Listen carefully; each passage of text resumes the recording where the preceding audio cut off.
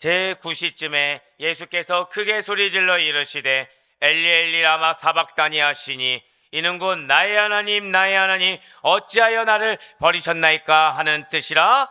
아멘. 할렐루야. 네, 절다 고백하실게요. 여자요. 네, 라는 그 말씀의 의미를 확실하게 기억하심으로 이렇게 말씀 하나하나가 나에게 주는 의미가 있고 그 의미가 나의 삶 가운데 실제가 된다는 믿음의 확신으로 이렇게 특별 새벽 기도에 함께하고 계시는 우리 모든 성도님들을 주님 환영하고 축복합니다. 우리 이 새벽에 지금 1년간의 특별 새벽 기도를 마무리하면서 가상 치료를 통해서 은혜 받는 귀한 시간을 가지고 있다라는 것이죠. 여러분들 향한 말씀의 성취가 있습니다. 믿으십니까?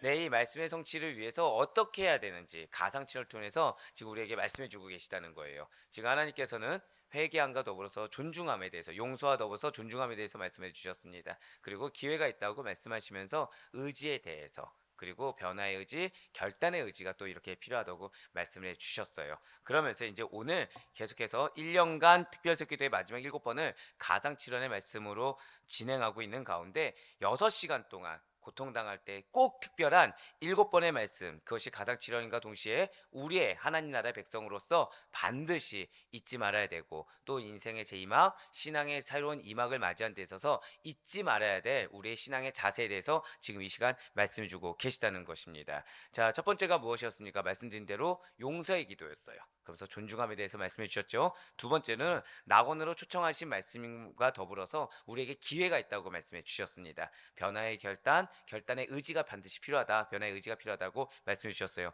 세 번째, 어제가 무엇이었죠? 여자요. 네, 여자만 기억해 주셔도 저는 감사합니다. 자, 사명에는 무엇이 있다고 말씀하셨습니까?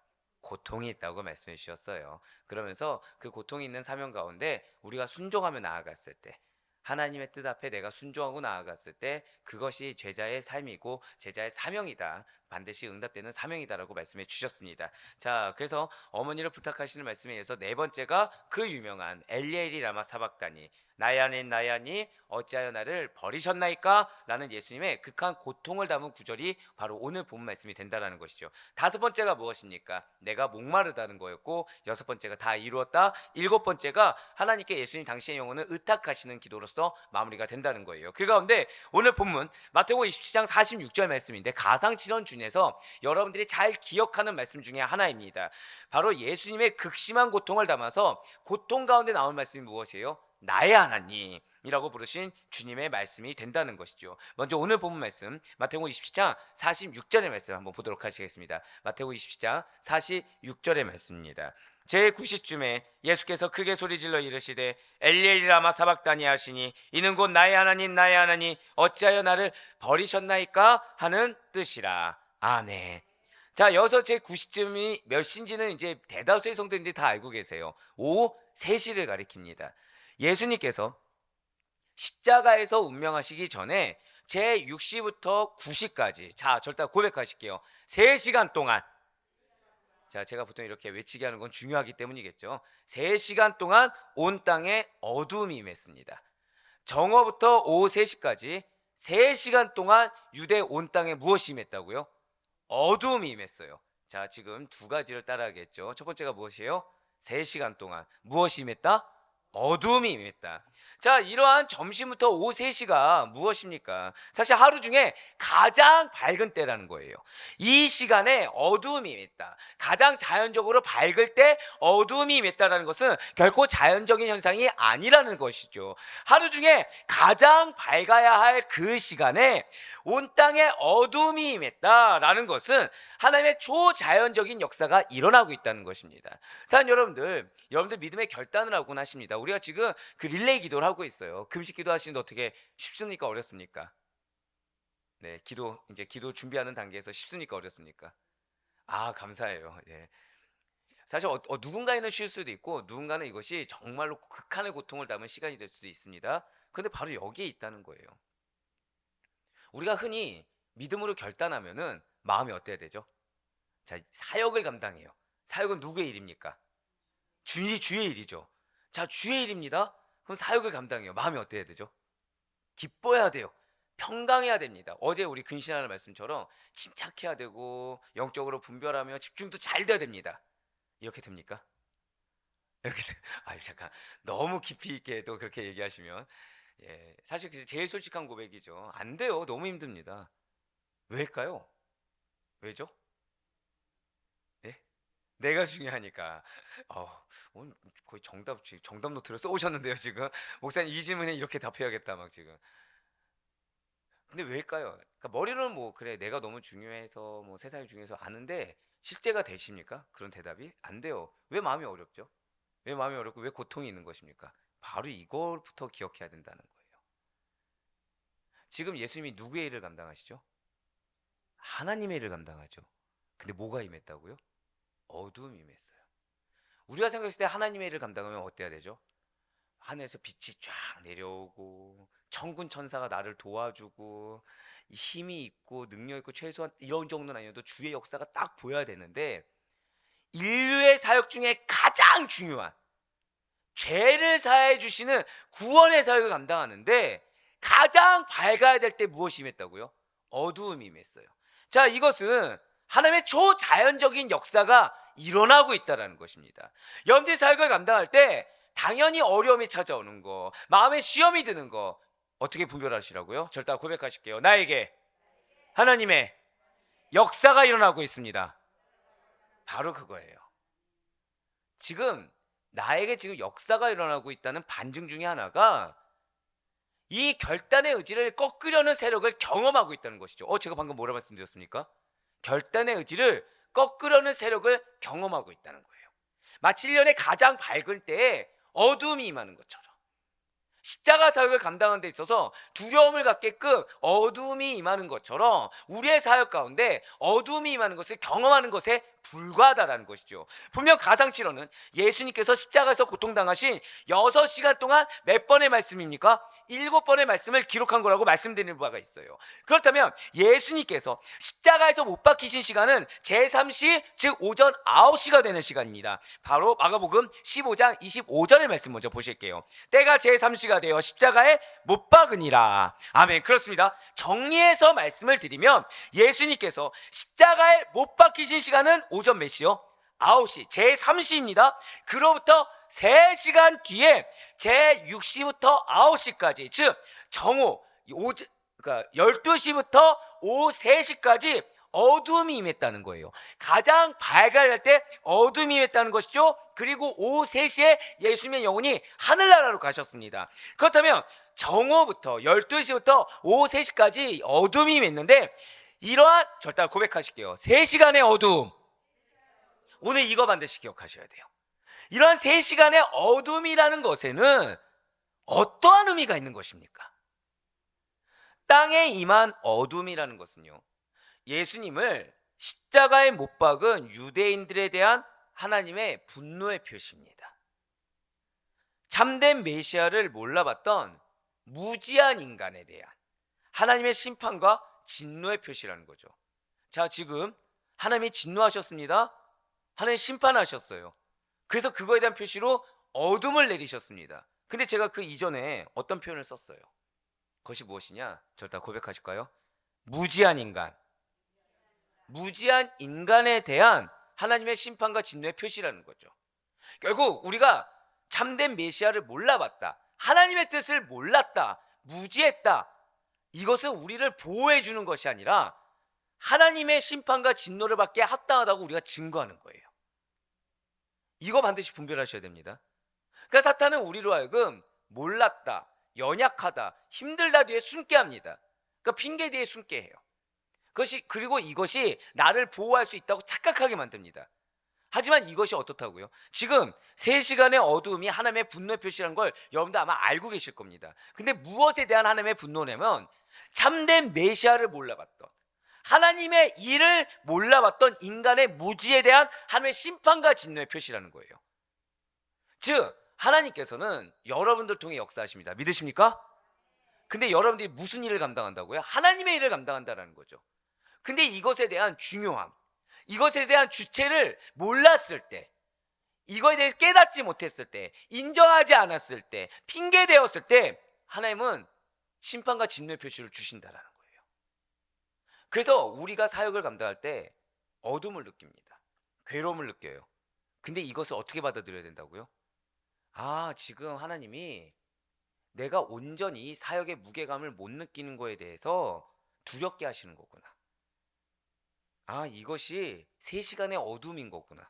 빨리 누구만 바라봐야 되는 거예요? 빛 대신 하나님만 바라봐야 되는구나. 나를 바라봐서는 안 되는구나 라고 분별하셔야 된다는 것입니다. 이는 갑작스럽게 일어난 일이 아니에요. 출애굽 당시에 애굽 땅에 3일간 흑암이 임했던 것과 굉장히 유사합니다. 출애굽기 10장 22절의 말씀입니다. 모세가 하늘을 향하여 손을 내밀매 캄캄한 흑암이 3일 동안 애굽 온 땅에 있어서. 아멘. 지금 예수님이 십자가에 못 박혀 돌아가실 때 몇 시간의 어둠이라고 말씀드렸죠? 3시간의 어둠이죠. 자, 지금 출애굽의 10장에 기록된 흑암의 재앙이 며칠 동안 있었다고요? 3일 동안 있었습니다. 왜 나타난 것입니까, 이것이? 애굽의 바로는 거듭된 하나님의 경고가 있었습니다. 그럼에도 불구하고 하나님의 백성을 보내라는 명령에 불순종했다는 거예요. 자, 몰라서 불순종한 것입니까? 아는데도 하나님의 무서움에 대해서, 하나님의 사역의 중함에 대해서 무지해서 불순종한 것입니까? 사역의 불순종에 무지했다는 거죠. 해야 되는 걸 몰라서가 아니라 이 사역이 얼마나 중요한지, 이 말씀의 순종이 얼마나 중요한 가치를 지녔는지를 무지했기 때문에, 하나님에 대한 존재에 대한 두려움이 무지했기 때문에 불순종했다는 거예요. 해야 되는 것을 몰라서가 아니라는 것입니다. 무엇을 해야 되는지 몰라서가 아니라 알고 있음에도 불구하고 사역의 중함에 대해서, 그것을 내린 하나님의 엄중함에 대해서 무지했기 때문에 불순종했다는 것이죠. 그로 인해 애굽에는 3일 동안 흑암이 내려졌습니다. 그 흑암이 거치지가 않았다는 거예요. 애굽의 흑암재앙은 단지 물리적 어두움만 의미하는 것이 아니라는 것을 우리는 너무나도 잘 알고 있습니다. 태양을 가장 위대한 신으로 모시고 있었던, 그리하여 태양으로 상징된 애굽의 권세의 멸망과 바로의 멸망을 상징하는 비유적 사건으로 제시된 것이 바로 애굽의 흑암재앙이라는 거죠. 결국 우리가 사역을 감당할 때 마음에 어려움이 있을 수 있어요. 마음에 빛이 가득해야 되는데 어둠이 내린 것처럼 느껴질 때가 있습니다. 그것이 무엇입니까? 나의 옛 모습의 멸망이라는 거예요. 사실은 나의 옛 성품이 이미 죽었다라는 것이죠.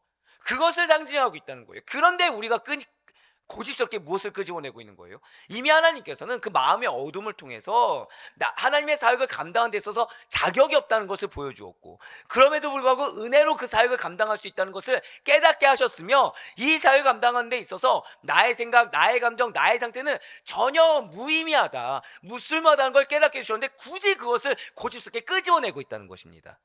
그러니 흑암이 사그라집니까? 안 사그라집니까? 안 사그라져요. 여러분들 기억하시기 바라요. 사역을 감당할 때 한 번 시험에 들잖아요. 이거를 빨리 회개함으로 깨지 않으면, 자, 무엇으로요? 회개함으로 깨지 않으면 그 실족된 그 영역은 계속해서 공격이 틈타게 됩니다. 계속해서. 그러니까 왜 나에게 이런 일이 있어가 아니에요.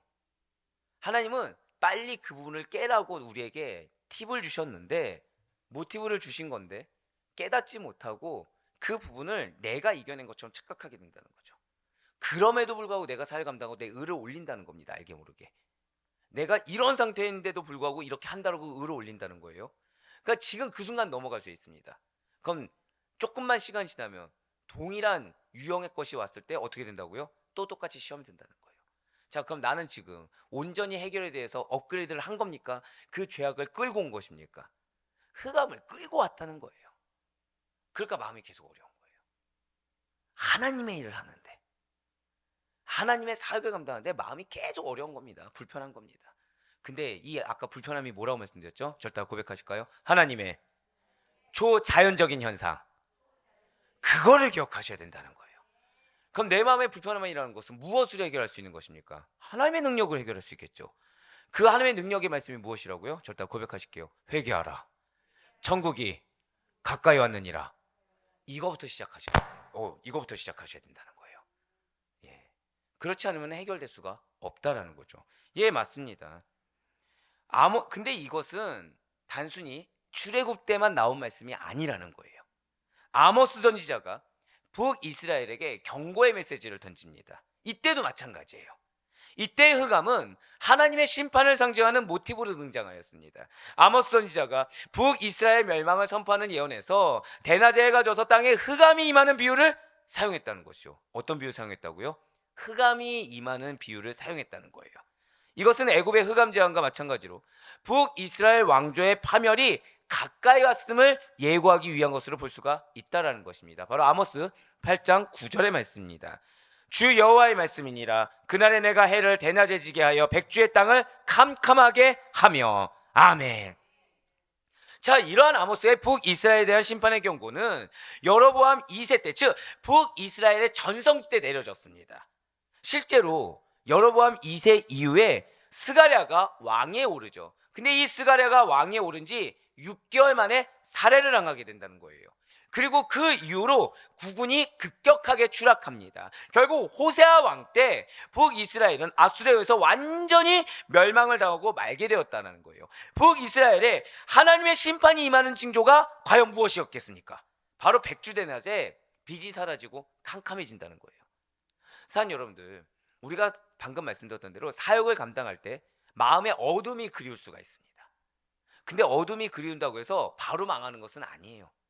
바로 내가 이렇게 완전 전락하는 것은 아닙니다. 마치 누구 때처럼요? 아모스 때처럼.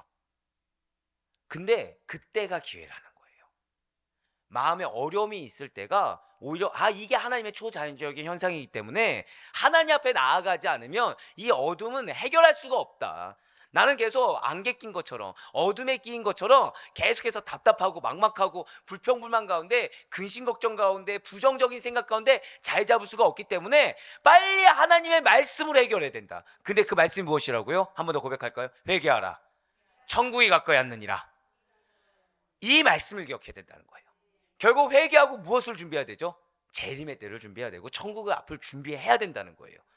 그렇지 않으면 지금 나는 내가 이렇게 해도 괜찮네라고 여겨질 수가 있겠지만, 마치 아모스 때처럼 이 여로보암 2세 때 내린 말씀이 성취가 안 되네 하지만 궁극적으로 성취가 됩니까 안 됩니까? 스가랴 때, 호세아 왕 때 성취되게 된다는 것이죠. 사랑하는 성도 여러분들, 영적으로 무지하다는 거, 이거는 어떠한 칭찬도 아니고요, 어떠한 당연한 말도 아닙니다.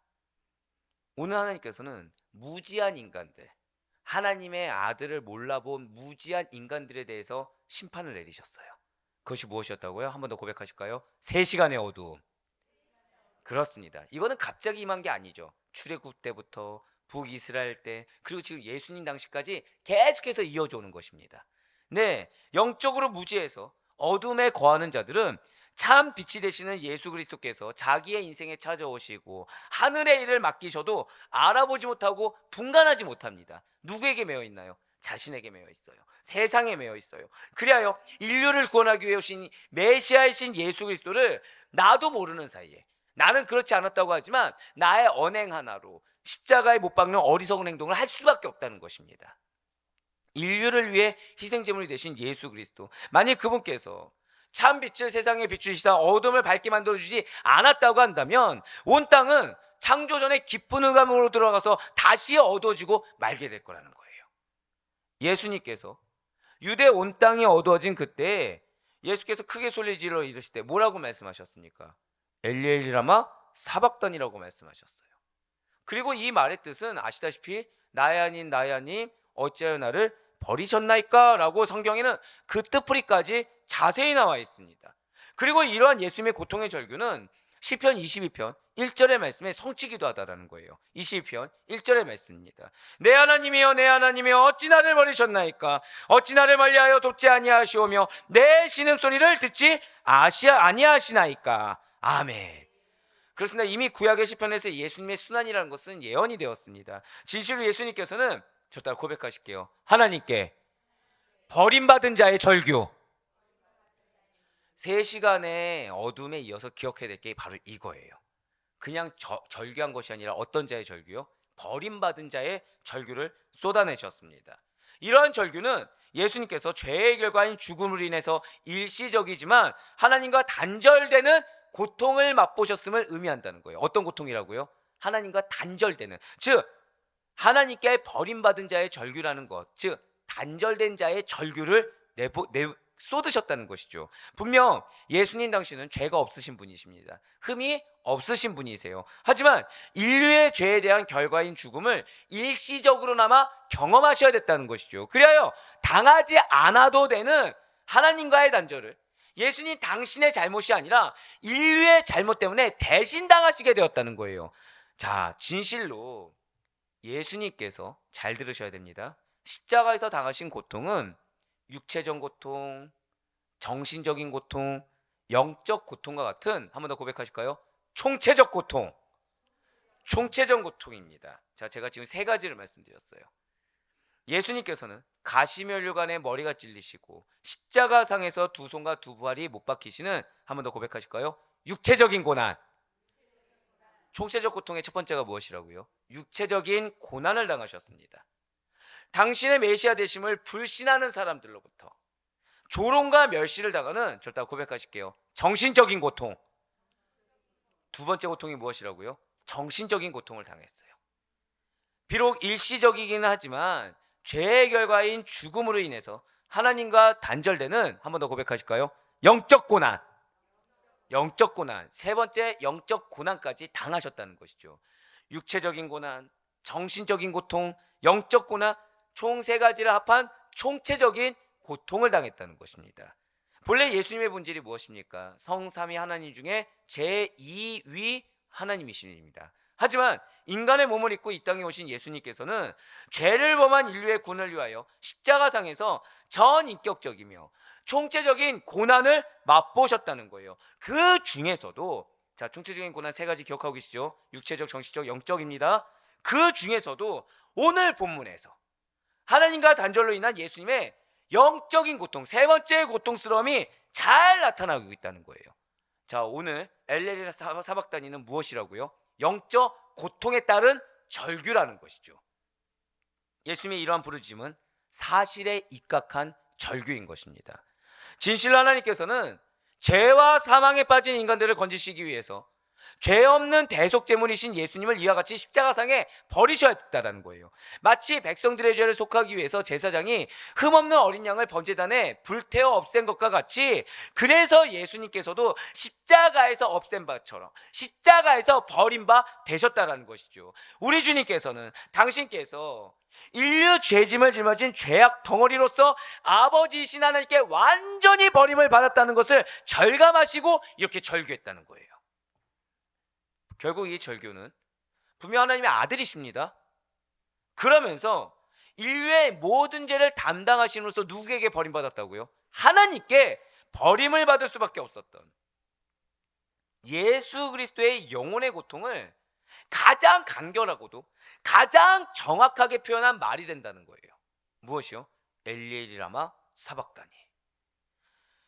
사랑하는 우리 성도 여러분들, 지금 예수님께서 영적 고난을 당했다고 말씀드렸는데, 이러한 하나님과의 단절이 무엇을 의미하는 것일까요? 죽음과 멸망을 의미합니다. 아담과 하와가 범죄해서 하나님과 교제가 단절되었을 때 죽음이 왔어요. 하나님께서 이스라엘이 범죄하여 이스라엘로부터 얼굴을 돌리실 때 이스라엘은 무엇이었습니까? 멸망이 왔습니다. 그렇기 때문에 하나님과의 단절을 경험하지 않아도 된 그분께서 이 단절을 절감했을 때 예수의 고통이 과연 얼마나 컸겠습니까? 그럼에도 불구하고 우리 주님께서는 영혼의 고통을 감내하셨다는 거예요. 왜이겠습니까? 바로 죄인들 여러분들을 구원하기 위해서라는 거죠. 사랑하는 여러분들, 제가 여러분들을 위해서 기도할 때 화들짝 놀랄 때가 있습니다. 언제 놀랄까요? 여러분들 위해서 기도할 때 언제 놀라겠습니까? 여러분들 우습게 들으시겠지만 말씀을 안 주실 때가 있어요. 여러분들 가족마다 말씀이 다 다릅니다. 아마 다 경험해 보셔서 이제 이거에 대해서 의심하진 않으실 거예요. 어쩔 때는 매일 말씀이 다를 때가 있어요. 여러분들 가족마다. 근데 매일 말씀이 달라야 되는데 말씀이 아예 생각이 안 날 때가 있어요. 기도할 때. 성경을 봅니다. 눈에 들어올까요? 안 들어올까요? 안 들어오는 거예요. 자, 그럼 여기서 저는 무슨 생각이 드는지 아십니까? 그치, 뭐 이럴 때도 있고 저럴 때도 있지라고 생각이 듭니다. 실제로. 이게 근데 유혹이에요. 하나님의 일에 그럴 때도 있고 저럴 때도 있을까요? 없을까요? 여러분들 다 알고 계시죠? 하나님은 철저한 계획과 섭리 가운데 우리를 운행하십니다. 믿으십니까? 그러면은 뭘로 운행하시죠? 우리는 다 알고 있죠. 말씀으로, 성령의 임재하심으로. 근데 제가 무슨 생각이 든다고요? 그치, 그럴 때도 있고 저럴 때도 있지. 넘어가려고 한다는 거예요. 근데 이게 넘어갈 수 있는 문제일까요? 심각한 문제일까요? 심각한 문제라는 거죠. 끊어버리셨다는 거예요. 그때 이제 화들짝 놀라는 겁니다. 그때는 화들짝 놀래요. 뭐부터 하진지 아십니까? 일단 제가 회개하고 봐요. 왜냐, 여러분들이 제 양이니까 제 잘못이라고 회개하는 거죠. 그 가정이 무슨 잘못인지 제가 모릅니다. 일단 회개하고 보는 거예요. 왜죠? 두려워서. 무엇이요? 어두움이 두려워서. 제가 방금 뭐라 표현드렸어요? 어두움. 말씀이 안 내려진 거에 대해서 그 어두움이 두려운 겁니다. 최소한 말씀이 내려지면은 그래도 마음의 위안이라는 게 있어요. 하나님의 말씀을 여러분들에게 주셨습니다. 믿으십니까? 그러면 그 말씀을 왜 주셨을까요? 그 말씀을 통해 역사하겠다는 하나님의 의지의 표현이거든요. 근데 제가 무엇을 못 느끼고 있다고요? 말씀을 못 느끼고 있는 거예요. 문제는 성경을 봐도 눈에 보이는 말씀이 없다라는 거죠. 두려워지는 겁니다. 두려워지는 거예요. 그러면 이제 그 가정에 하나하나 두고 기도합니다. 그러면 거의 보여지는 게 동일한 게 하나가 있어요. 돌덩이. 돌덩이. 큰일 난 거죠. 큰일 난 거죠. 두려운 겁니다. 그때 절규를 해요. 이제 회개한 다음에 뭐가 나온다고요? 절규가 나옵니다. 다른 거 절규하잖아요. 이 돌덩이를 빨리 깨고 빛이 보이게 해달라고. 이 돌덩이 깨고 말씀이 들어가게 해달라고 절규하게 됩니다. 여러분들, 때로 우리가 내 마음이 뭐가 힘들어서요, 내 환경이 어려서 얘기하잖아요. 여유가 있어서 하는 겁니다. 진짜 그것도. 진짜로 아무것도 안 보이면 두려워집니다. 정말 두려워져요. 생각해 보세요. 여러분들이 갑자기 눈에 아무것도 안 보인다 생각해 보실 거예요. 제가 이런 말씀 드리면 안 되지만, 자, 녹내장 경험해 보신 분이 있으시죠? 백내장이나 녹내장 혹시 경험해 보신 분 계십니까? 눈이 갑자기 침침해지는 거 경험해 보신 분 계십니까? 다들 청년의 때인 걸로.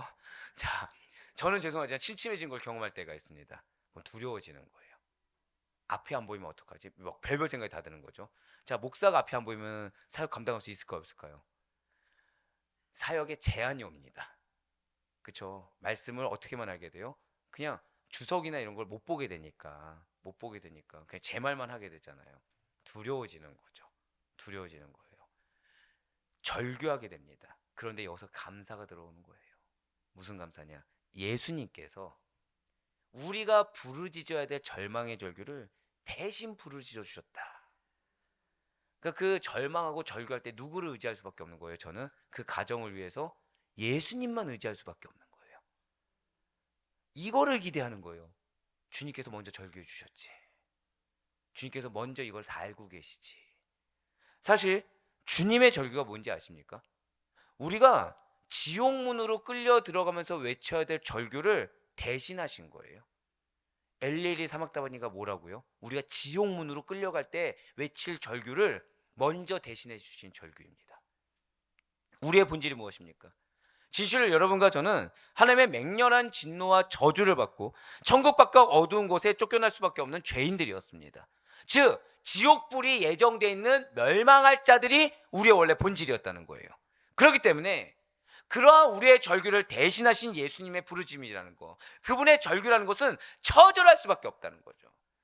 말씀 하나 내려지지 않았다고 막 절규하고 슬퍼하고 큰일 났다고 외치는 저인데, 예수님께서는 우리의 영혼을 두고서 기도하시고 우리의 영혼을 사랑했을 때 그 절규가 얼마나 더 처절했겠습니까?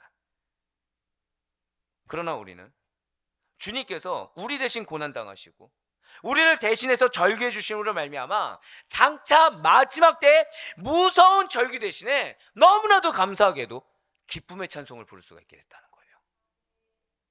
지옥으로 그냥 끌려가는 것이 아니라 감사하게도 하늘의 사역을 감당하게 해주셨어요. 하늘의 사역에 예비된 약속이 무엇입니까? 자, 사역 감당하는 자에게 무엇 주시죠? 여러분들, 사역을 감당하는 자에게 무엇 주십니까? 면류관, 또 기업, 또 생각나는 거 한번 말씀해 보세요. 축복, 또 상급, 은혜. 지금 여러분들 말씀하신 것 중에 부정적인 거 있습니까, 없습니까? 하나도 없어요. 근데 놀라운 건 뭔지 아세요? 앞서 말씀드렸듯이 사역 감당할 때 뭐가 임한다고요? 어두움이 임하는 거예요. 기꺼 어두움 제거해 줬더니, 그래서 하늘의 사역 감당하게 해줬더니, 그것도 누구를 위해서 주신 거예요? 나 축복받으라고, 나 상급 받으라고, 나 은혜 받으라고, 하나님의 초자연적인 역사를 경험하라고 주셨는데, 굳이 제거한 어두움을 끌고 오기 시작한다는 거죠. 얼마나 어리석습니까? 우리가 할 건 기쁨의 찬송밖에 없습니다. 한번 저 따라 고백할까요? 아멘. 이게 기쁨의 찬송인 거예요. 우리가 당할 고통을 대신 당해주신 것도 모자라서 우리가 절규할 외침까지 대신 주님께서 해주셨다는 거죠. 그렇습니다. 우리가 구원받기 위해 한 거 아무것도 없습니다. 구원의 성취에 우리가 드러낼 수 있는 의의 공로라는 거 단 하나도 없습니다. 하나님의 사역을 감당할 만한 자격 없습니다. 구원해줬으니까 그걸로 만족해 라고 해도 우리는 항변할 수가 없는데 존귀함 받게 해주셨어요. 아까 우리 권사님 말씀하신 대로 제일 먼저 상급에 뭐가 있다? 면류관까지. 상급의 면류관, 의의 면류관까지 허락해 주셨어요. 할렐루야.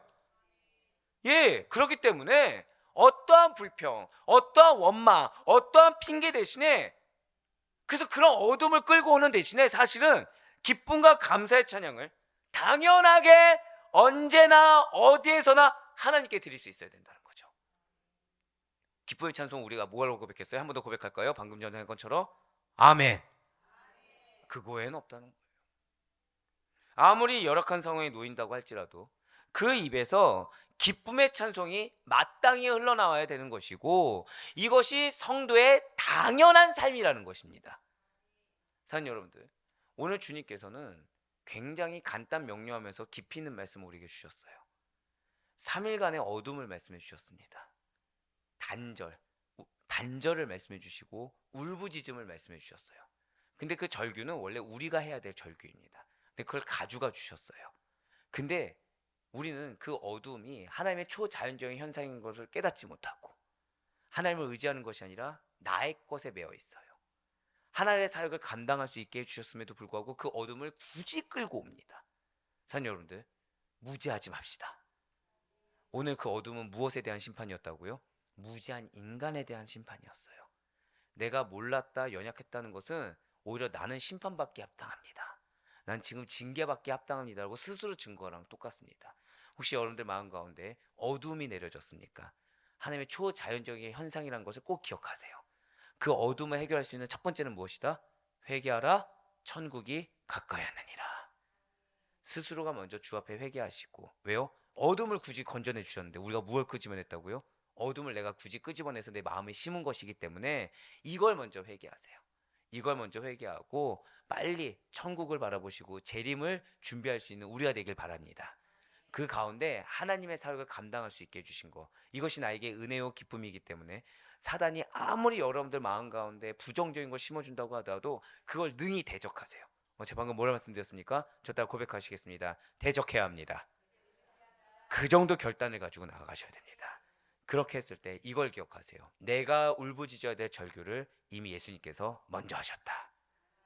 이거를 반드시 기억하셔서 여러분들의 삶 가운데 하나님께서 주길 원하시는 찬양의 기쁨의 삶을 누릴 수 있는 여러분과 제가 되길 간절히 소망합니다. 그래 바라옵거나 얻기는 죄인을 용서하기 위해 이 땅에 오셔서 수치스러운 십자가의 죽음을 대신 당하신 예수 그리스도, 절규까지도 대신하신 예수 그리스도, 우리에게 천국의 삶을 알게 하심으로 하나님 나라를 소망하게 하신 예수 그리스도께서 부탁하신 천국 백성으로서의 사명을 잘 감당할 수 있는 여러분과 제가 되길 바랍니다. 언제나 현실의 힘겨운 무게 앞에서 절규할 것 같은 고난과 어려움에 처했을 때 예수님의 절규를 잊지 않을 수 있는 우리가 되길 바라요.